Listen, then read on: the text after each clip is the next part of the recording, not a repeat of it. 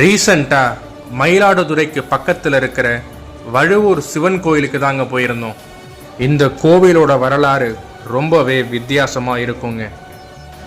யானை ரூபத்தில் வந்த அசுரன் ஒருத்தன் சிவனை முழுங்கிடுறான். முருகரை மடியில் ஏந்தியபடி அம்பாள் சிவனை தேடி அலைகிறாங்க. வழியில் நின்ற ஒரு யானையை பார்த்து அப்பா இங்கேதான் இருக்கிறார் என்று முருகர் சொன்ன அடுத்த நொடி சிவன் யானையை உரிச்சுக்கிட்டு வெளியில வராருங்க. அசுரன் எதுக்கு யானை ரூபத்தில் வந்தான், எதுக்கு சிவனை முழுங்கினா, முருகருக்கு மட்டும் எப்படி சிவன் யானைக்குள்ளே இருக்கிறது தெரிஞ்சது, இதை எல்லாத்தையும் பற்றியும் நம்ம விரிவாக வர வீடியோவில் பார்ப்போம். சேனலை சப்ஸ்கிரைப் பண்ணி வச்சுக்கோங்க. நன்றி.